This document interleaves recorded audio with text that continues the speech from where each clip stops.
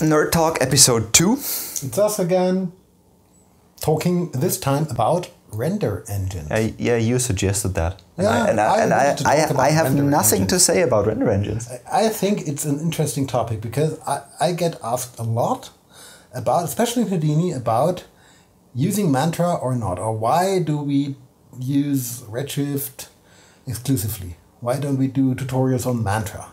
What about Mantra? Mantra is such a great renderer and we don't use it. Why? And it's not that Entagma is not using Mantra, but at iXponsor we are not using Mantra too, either. And there are reasons for that, and I just wanted to talk about that. Okay. And then there is this Redshift or Octane thing, if you're going GPU, because I think both are very different. If you do not use one of these engines yet, I think it's maybe interesting to have an opinion. Yeah, sure. Yeah, the first thing is, I'm not a Mantra expert. No, me neither. But I looked into it, tried something. Yeah, we can fiddle around with it. We can wiggle our way through it. And I love it. I really love it. Because it is totally customizable. It really does everything. And if it's not inbuilt, you can build it on your own. It's an amazing engine. It has features. Volume procedurals. It's just amazing. You can do pack primitives, all these IFD sequences. It's just a beautiful concept together with ROPs and ROP networks. It's just powerful. Yeah. So, and with volumes, for example, it's not only beautiful, but it's fast. Relatively. And it's darn fast when it comes to point cloud rendering. Absolutely. And with point cloud rendering, you have features like anti-alias sampling on per point level, for example. That's crazy. So you can go for the density of your point cloud and sample it differently, and it's just amazing. Yeah. So why do we not use it in our day-to-day work? And that is speed. It's about speed. If it's not a point cloud or not a volume, it gets slow, especially refractions. It's really slow. And that is, of course, because it runs on the CPU. Yep. But not only that, I think all this flexibility comes at a cost. Yeah, I'm not sure about it. I'm by no means a rendering tech expert, but I imagine that this flexibility, interpreting all the Vex shaders and everything, comes at a cost. Yeah. I never worked with RenderMan. No, me neither. I think that might be the same concept or the same level of renderer. Might be. Normally it's just too slow for our workflow, and that workflow is working on one workstation. Yeah. So if you are working in a shop, if you have a farm, if you can distribute your stuff, beautiful engine. Mantra is just beautiful. Yeah. And I really would go the Mantra route more and more often because, of course, it comes for free with your Houdini license. Yeah. And it does pretty much everything. It has PBR built in. In 16.5, it is really easy to use. Yeah. You have this new material network where you can do all your material networks like in other render engines. It's no more diving into the shaders to just wire in a texture. And also you won't have to worry if there's something in your scene that you built, if it will render. Absolutely. Because it's no question. If you render in Mantra, it will render. You have file management with HQ built in. Never really looked into that. We have, me neither, but we have it running at iXponsor because Martin was so kind to really look into it and get it going in no time. It really works.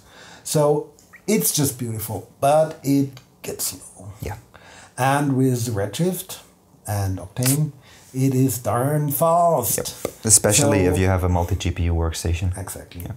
So if you have four GPU workstation and you are working as like me, as a designer. Yep. If you are, if you have to put out a lot of layouts, if you are doing look dev, if you are in charge of creating an entire project on your own, starting from modeling until final rendering, then GPU rendering is so much more doable.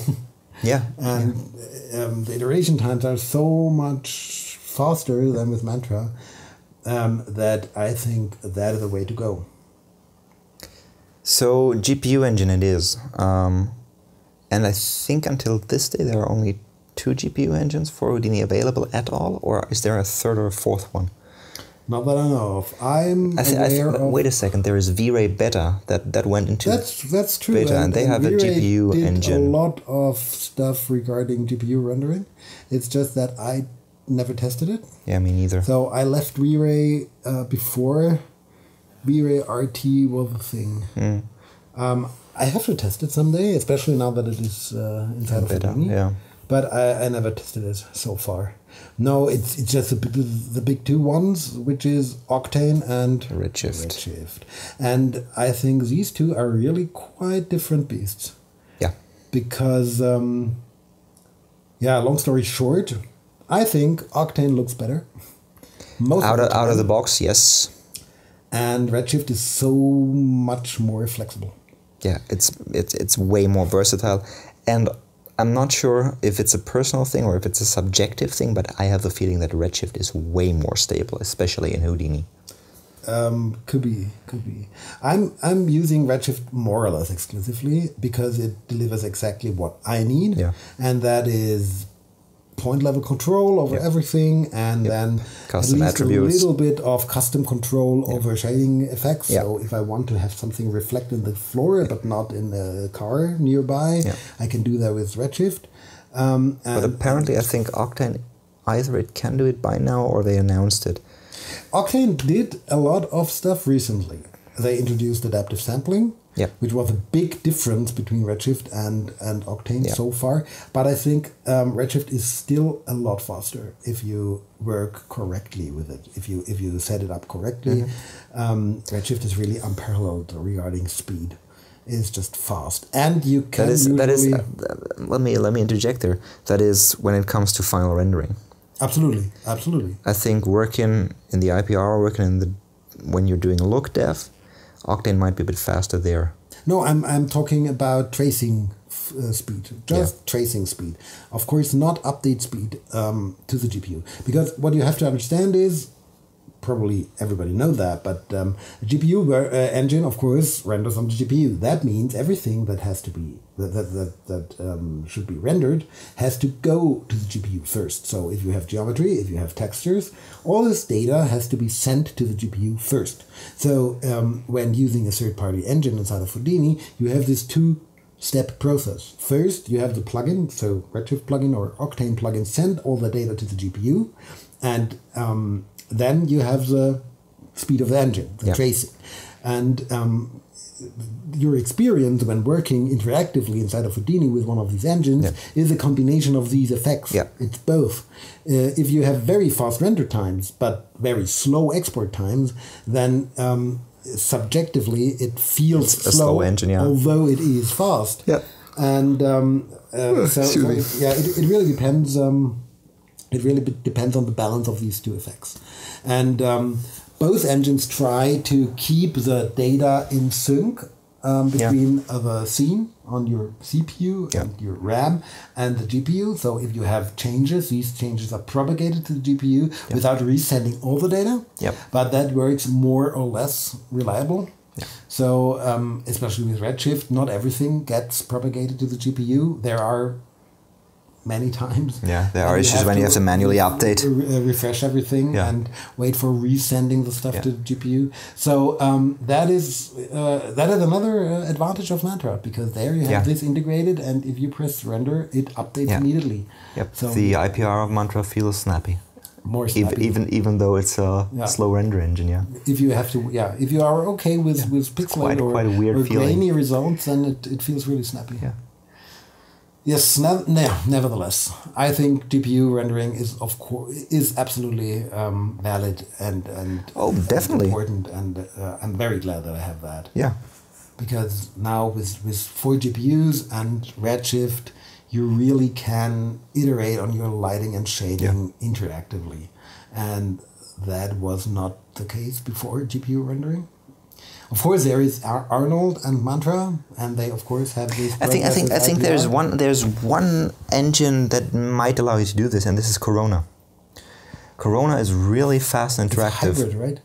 No, I think it's CPU only. That's... And I have no clue what they do. I think it's a combination of photons and path tracing or something like that. I think they call it UHD Cache, or used to call it UHD Cache. They wrote the paper on it. It's a hybrid GI solution. But somebody bought them, right? Yeah, they've been bought by Chaos Group. By Chaos Group, right? But Corona stays a separate. Separate product. Yeah, that's what they said. Is there a Corona plugin for Houdini? No, I don't think so. It's Max. It's Max and Cinema 4D only. I'm not sure. I'm definitely sure about Max because they were somewhat catering to the Archivist crowd, and Cinema 4D. And I used it years ago in Cinema 4D, and I was really blown away by the speed because it's really fast for a CPU engine. Yeah, okay, great.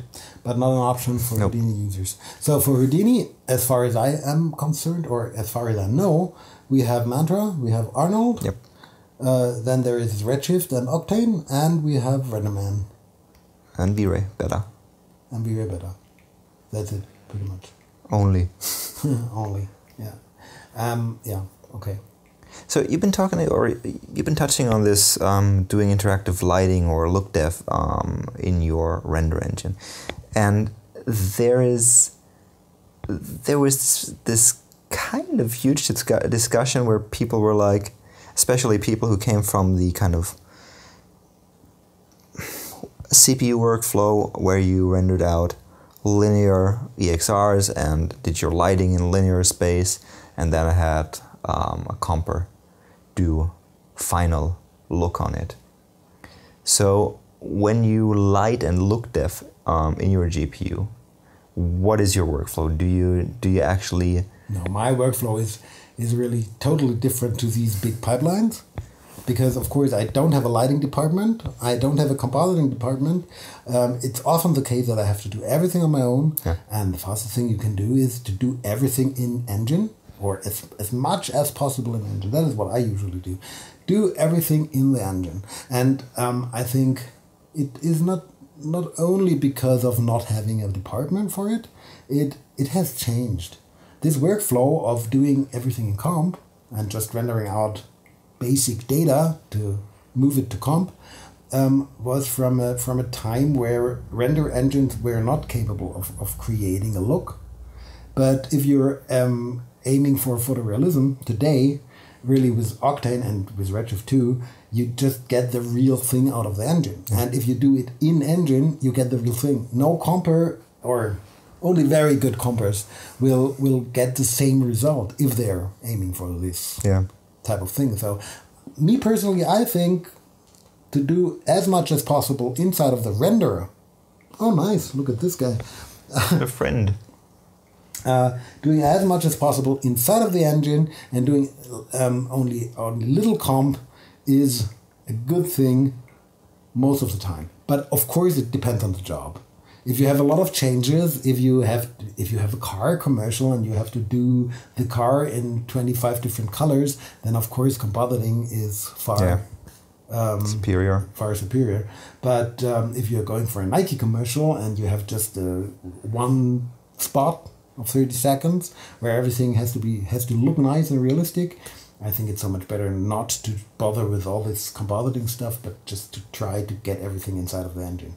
And for this, Redshift and Octane really excel. Yeah. Especially Octane with all these post effects and everything. So you just press play and you get a nice image. And I think those will come very soon to Redshift too. Yeah. I saw that on the mailing list or in the forum. Yeah, I think they have a build. Great.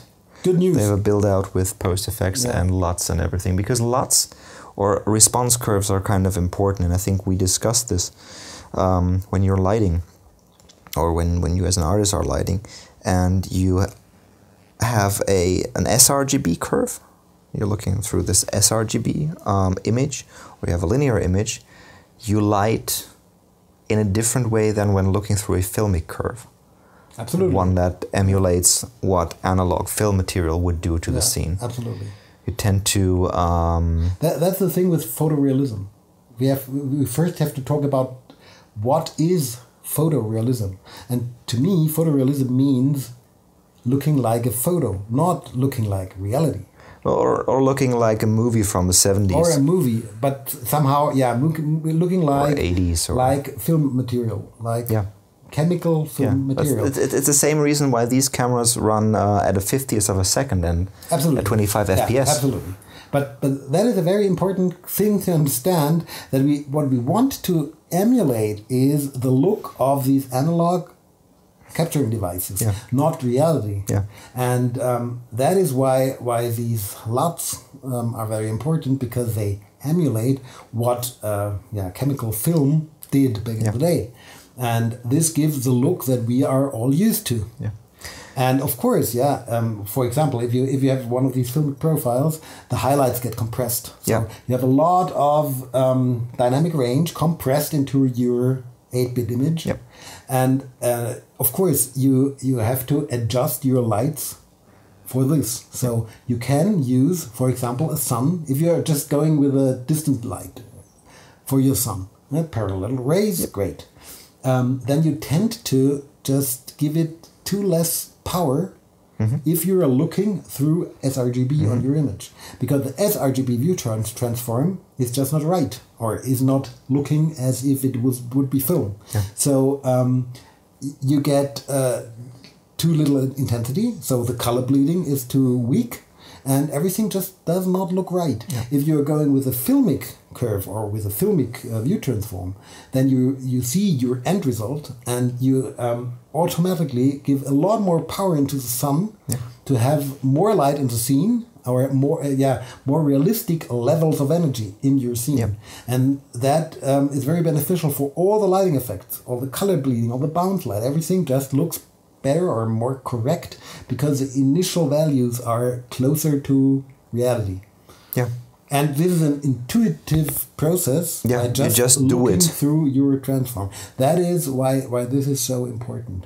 And with Redshift, it was not possible until now, but they had at least Reinhardt color mapping. Yeah. So you could compress the highlights, and even the highlight desaturation was in there already, and that was okay for most of your work, but having proper LUTs is even better, I think.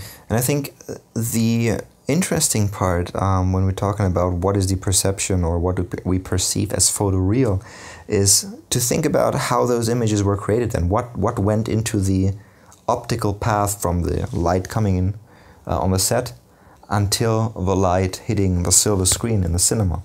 Because that's what you're trying to emulate, and there's shitloads of stuff that happen in between. When you trace the lights back from the set, the first thing you have is gel in front of the lights to color them. Yeah. Then you have a stack of filters on the camera lenses then, be it diffusion, be it gray filters, graduated ND filters, whatever. Then you have the lens itself, and it depends on the quality of the image elements, the amount of shutter blades, the number of shutter blades, etc., etc. Yada yada yada. Dirt scratches, absolutely. Barrel distortion or general optics distortion. Then you had the film material itself. And the response from the film material? Exactly, which is different from the chemical formula used for the film material. Then you had the development process. Yeah. You could push or underdevelop that stuff. Then you had the positive transfer, I think, where again you had different positive film materials and emulsions to develop them as well. And finally, you had the projector and the silver screen. So around 10 options that would influence how the final movie looked on your silver screen. Yeah, so emulating this sort of thing is quite an involved process. And I think the most underlooked thing in look development, and especially in videography nowadays, when you look at videography stuff that people are doing, the most underrated thing and overlooked thing is diffusion. Probably. Most movies back then had just, let's be blunt, crappy optics. Optics has developed so much since the 70s. So you already had kind of a diffusion because the optics resolution wasn't on par with the film resolution. But then what most of the people did, they put a diffusion filter in front of it as well. And Hamilton. yeah, okay. Yeah, now we're in 70s soft porn, super. Now we're back at this stage. Not only him. But he was really famous for overdoing it. He overdid it a lot. Maxed it out. Yeah. Yeah. But now that you got those clean lenses here, I think a bit of diffusion benefits them. No, absolutely. Absolutely. Yeah. But all of this is just another argument why working inside of the engine is probably a good idea. Oh yeah, absolutely. Even if you're trying to send your stuff to compositing later, if you at least have a view transform while you're working that emulates what the compositor will do in the end, then you can do the lighting properly. Yeah. If you don't have that, if you just look at linear data, it's very hard to balance the lighting and to keep the relative intensities of the light correct. So, of course, the compositing artist can adjust everything, but it's very hard to adjust the balance between the stuff. Yeah. So I think it's really crucial to look at your stuff. Well, there are techniques, multi-light and stuff. Of course, there are techniques, but it's hard. Yeah. And it's so much easier to just look through your view transform. Yeah. And with Houdini, it is sort of already there because the Houdini M-Play window supports Open Color I/O. And LUTs as well, right? LUTs through Open Color Okay, I/O. yeah. But no, I think when I last checked, the view transforms did not work. Not sure. It's better to just have it directly in the engine. Yeah. So, our opinion, I think, is going for GPU is a good idea. Because, if you're not in a big show, with a big render farm and other people dealing with lighting and rendering or shading. If you have a big render farm, there's no reason not to go with Mantra. It's a beautiful engine, but just as a perspective of motion graphics guys who are usually forced to work on a single workstation for lighting, look development, it makes sense to go with the GPU engine. And although there are some flaws with these engines, with the plugins, it's totally doable to work with them. Yeah. At the current state, so I'm quite happy with Redshift, for example. Yeah, me too. I really love it. Yeah, good engine. Yeah. So yeah, that is the render rant. Thanks a lot for listening. Let us know in the comments if you like that or if you dislike that. And just before we say goodbye, we wanted to talk a bit about what we do on Patreon currently. So we got Patreon running. If you guys want to support us, if you want more in-depth knowledge, we got in-depth tutorials there, courses, long-form courses.